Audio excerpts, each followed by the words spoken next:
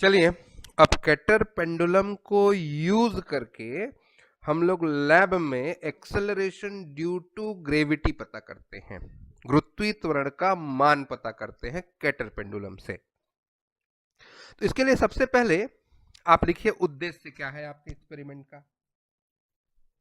ठीक है, उद्देश्य लिखा। क्या है उद्देश्य? यौगिक लोलक कैटर के उत्क्रमणीय लोलक का अध्ययन करना तथा प्रयोगशाला में गुरुत्वीय त्वरण ज्ञात करना। To study the compound pendulum, Kater's reversible pendulum and to find the acceleration due to gravity in the laboratory. क्या क्या चाहिए इसके लिए आपको?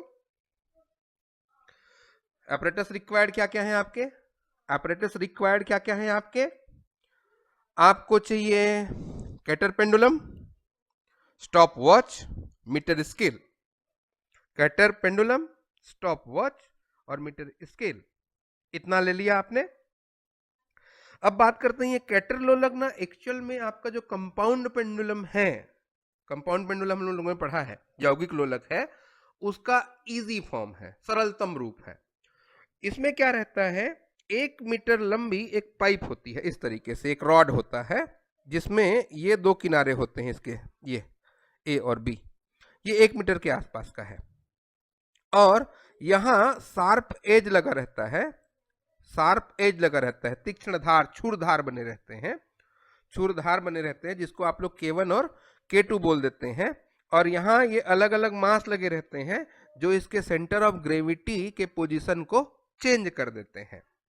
ठीक है, तो ये है आपका कैटर पेंडुलम। ये पूरा का पूरा आपको लैब में इशू करेंगे, जब आप इस एक्सपेरिमेंट को करेंगे तो ये पूरा इंस्ट्रूमेंट आपको मिला, कैटर लोलक मिला, स्टॉप वॉच मिलेगा और मीटर स्केल मिल जाएगा।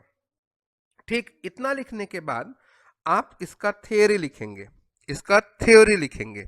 थ्योरी में क्या आता है, सीधा सीधा सा जो आवर्तकाल का आपने फॉर्मूला निकाला है उसी को यहां यूज करेंगे। ठीक है, ठीक है, यहां आपने T1 निकाला 2 पाई L1 plus K square by L1 करके, और ये इसी तरीके से किसके लिए है, K1 के लिए निकालेंगे। फिर दूसरा, अब आप लोलक का आवर्तकाल अगर निकालते हैं, जब उल्टा कर देंगे इसको तो नीचे को ऊपर, ऊपर को नीचे कर देंगे तो ये टाइम पीरियड निकलेगा वो कितने का होगा, 2 pi L2 plus K square by L2 G, 2 pi L2 square plus K square by L2 G. ये इक्वेशन 2 और ये इक्वेशन 1 है। इन दोनों इक्वेशन को सॉल्व कर दीजिए, मतलब दोनों साइड का स्क्वायर कर दीजिए और L1 को ट्रांसफर कर देंगे तो ये मिला, यहां से ये मिल जाएगा। इन दोनों को सब्ट्रैक्ट अगर कर देते हैं आप, इन दोनों को सब्ट्रैक्ट कर देते हैं, ये घटा दिया, इसको घटाने से आपको क्या मिलेगा, ये मिला। यहां 2 मैंने दोनों साइड में मल्टीप्लाई कर दिया है ताकि इसको इजी करके, इसको इजी करके मैं इसको आपके फॉर्मूले के फॉर्म पे लिख सकूं।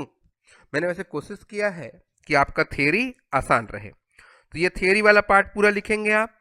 ये लिखने के बाद आपको लिखना है फॉर्मूला यूज्ड, प्रयुक्त सूत्र।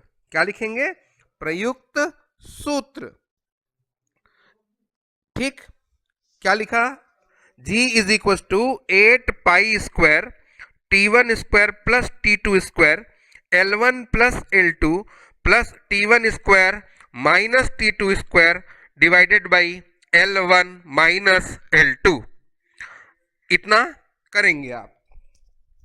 ठीक है, अब इसके बाद, अब इसके बाद क्या करें, आपने क्या नोट कर लिया, आपका एम, apparatus, डायग्राम ड्रॉ कर लिया है आपने, थ्योरी लिखा, कैलकुलेशन जो डेरिवेशन पार्ट था उसको मैंने इजी वे में लिखा है यहाँ, और इसको आपने कंपाउंड पेंडुलम वाले केस पे जब हम लोग ऑक्सीलेशन पढ़ रहे थे तो इस पे डिस्कशन किया हुआ है।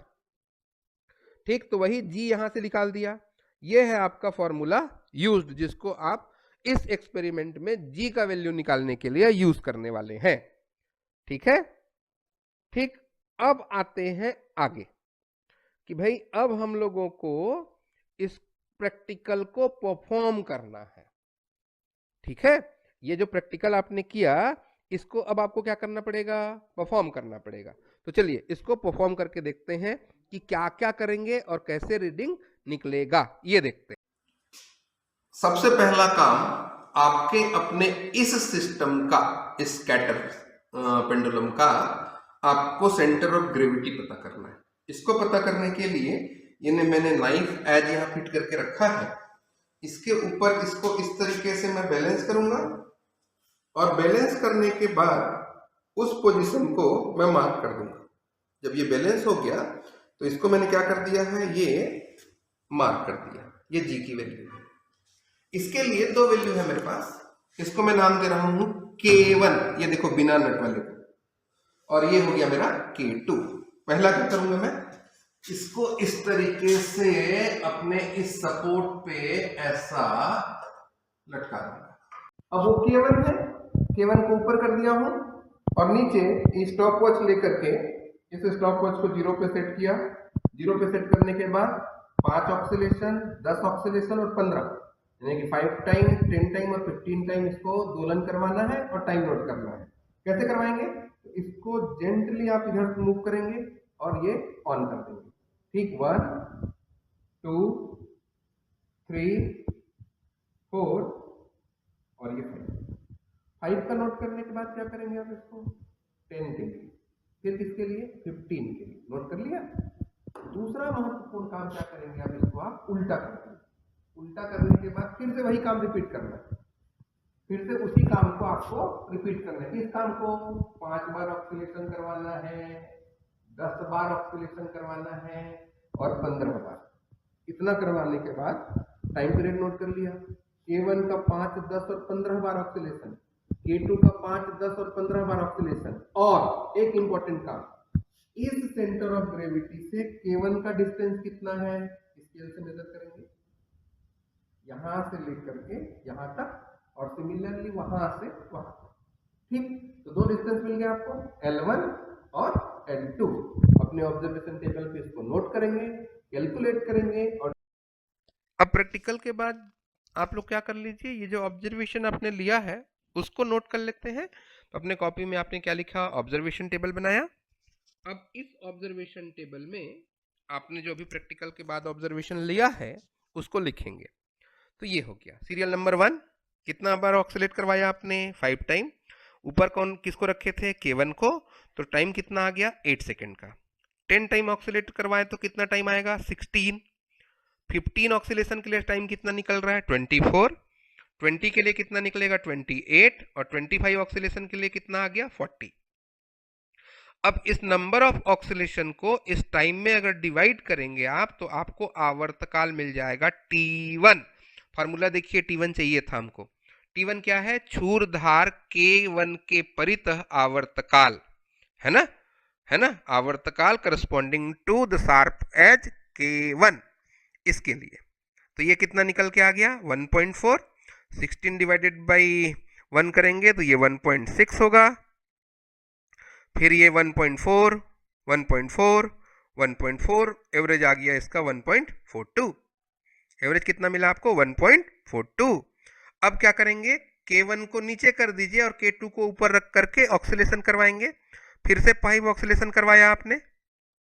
5 ऑक्सीलेशन जब करवाया तो कितना मिला आपको टाइम 6 का आया। 10 ऑक्सीलेशन के लिए कितना आया 14 सेकेंड का। 15 ऑक्सीलेशन करवाया तो टाइम कितना मिला आपको 19 सेकेंड का। और 20 ऑक्सीलेशन के लिए टाइम कितना मिला, 20 ऑक्सीलेशन के लिए टाइम कितना मिला 29 सेकेंड का। 25 ऑक्सीलेशन के लिए टाइम कितना निकाले आप 35 सेकेंड का। अब क्या करिए, इसमें 6 में नंबर ऑफ ऑक्सीलेशन को डिवाइड करिए, फिर 14 में 10 को डिवाइड करिए, 19 में 15 को डिवाइड करेंगे तो T2 मिलेगा। T2 क्या है, क्षुरधार K2 के परितः आवर्तकाल। अभी हम लोग प्रैक्टिकल करके देख रहे थे तो मैंने आपको बताया कि K1 और K2 कैसे आएगा। अब उसके बाद शुरुआत में ही आपने कैटर पेंडुलम के साथ क्या किया, उसका सेंटर ऑफ मास या सेंटर ऑफ ग्रेविटी पता किए। उस सेंटर ऑफ ग्रेविटी से K1 की दूरी और K2 की दूरी हमने निकाली तो कितना आ गया 45 सेंटीमीटर। स्केल से पता करेंगे आप। और ये 40, ये सबके लिए वही फिक्स था, चेंज नहीं किए थे हमको, इसलिए 45 45 5 बार के लिए पूरा 5 टाइम रीडिंग वही है, इसका भी यही है। तो इन सब का एवरेज कितना आएगा, इस पूरे का एवरेज निकालिए। एवरेज आ गया इसका 1.42 सेकेंड। इस सब का एवरेज निकालेंगे तो 1.362 सेकेंड। 45 है तो 45 एवरेज है, इसका एवरेज भी 40 है। क्या क्या निकल गया, T1 मिल गया, T2 मिल गया, L1 मिल गया, L2 मिल गया। अब अपने फॉर्मूला में इन वैल्यू को रखिए। T1 की जगह क्या रखेंगे 1.42, T2 की जगह क्या रखेंगे 1.362 और यहाँ 45 L1 और L2 की जगह 40 रख देंगे। रखने के बाद जब आप कैलकुलेट करेंगे जी की वैल्यू को, ये जी का वैल्यू आपने रख दिया ना जो जो मिला था, इसको जब वैल्यू रखने के बाद आप इसका स्क्वायर करेंगे तो ये आ जाएगा, इसका स्क्वायर ये करेंगे, इसका मल्टीप्लिकेशन टोटल ये मिल जाएगा। इस तरीके से जी का वैल्यू आप निकाल रहे हैं अपने लैब के लिए 1031 सेंटीमीटर पर सेकेंड स्क्वायर। सॉरी, ये 1031 नहीं है, ये निकलेगा आपका 1013 सेंटीमीटर पर सेकेंड स्क्वायर। ठीक है, होता कितना है एक्चुअल में, देखिए अभी आप लोग को क्या लिखना पड़ेगा, पहले रिजल्ट।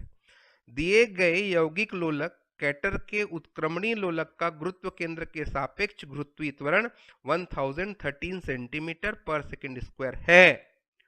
ठीक है, और इसका परसेंटेज एरर अगर आप निकालें तो ये क्या होता है, स्टैंडर्ड वैल्यू कितना है, एक्सपेरिमेंटल वैल्यू कितना है, divided by standard value into 100। तो ये कितना होता है 980 सेंटीमीटर पर सेकेंड स्क्वायर। 980 1013 बाई 980, तो 1013 में से 980 माइनस किया, डिवाइडेड बाई 980 करेंगे तो 3.4% का एरर आएगा। ठीक है, उसके बाद आप प्रिकॉशन लिख दीजिएगा, कौन कौन सी सावधानियां मुख्यतः आपको इस प्रयोग में लेनी है, इस तरीके से। ठीक है, तो ये रहा आपका केटर पेंडुलम का एक्सपेरिमेंट।